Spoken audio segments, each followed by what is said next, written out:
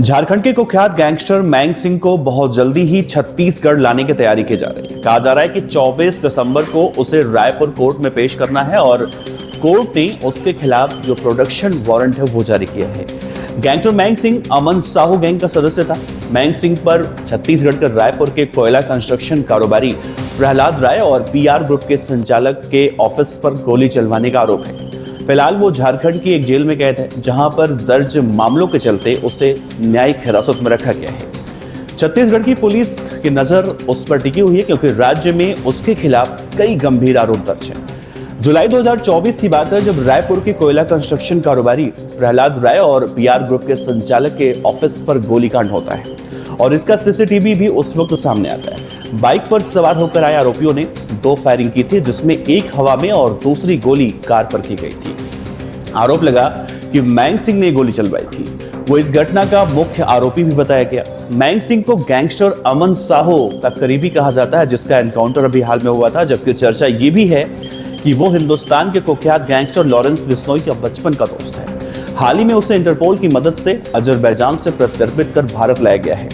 झारखंड का दरअसल ये पहला मामला है जिसमें किसी गैंगस्टर को विदेश से प्रत्यर्पित करके हिंदुस्तान वापस लाया गया हो। रांची एयरपोर्ट से जेल तक उसे बख्तरबंद गाड़ी में कड़ी सुरक्षा के बीच लेकर जाया गया था। पुलिस के मुताबिक गैंगस्टर मैंग सिंह पर हत्या, रंगदारी, धमकी, फायरिंग और आपराधिक साजिश जैसे करीब 45 से ज्यादा छोटे और बड़े मामले दर्ज हैं।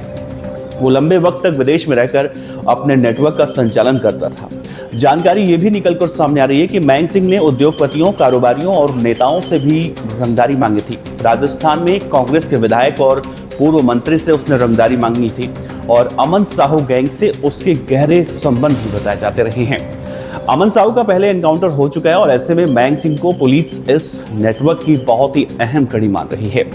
पुलिस अधिकारियों के मुताबिक गैंगस्टर मैंग सिंह डंकी रूट के जरिए विदेश गया और सबसे पहले सिंगापुर, फिर ईरान, उसके बाद मैक्सिको से होते हुए अमेरिका तक पहुंचा और वहीं से बैठकर गैंग को संचालित करता रहा।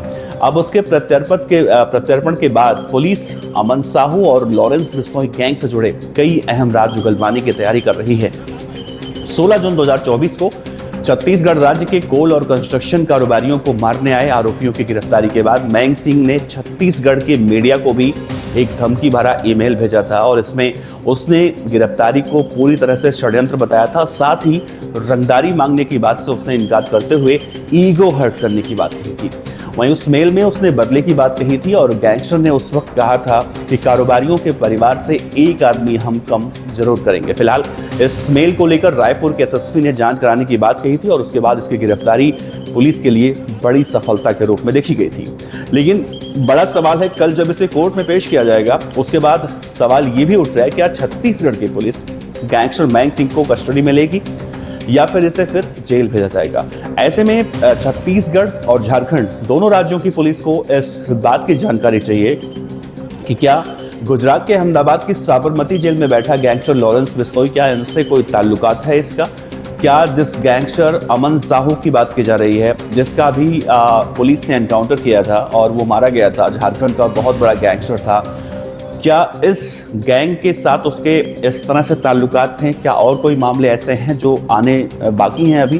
फिलहाल कल कोर्ट में पेशी के बाद बहुत सारी कड़ियां खुलकर निकलकर सामने आएंगी, वो देखना बहुत ही अहम होगा। फिलहाल इस खबर को लेकर आप क्या कहना चाहते हैं, अपने विचार रख सकते हैं। झारखंड के कुख्यात गैंगस्टर अमन साहू की गैंग पर जिस तरह से नकेल कसी गई है उसको लेकर क्या कहेंगे आप? अपने विचार रखिएगा। नमस्कार।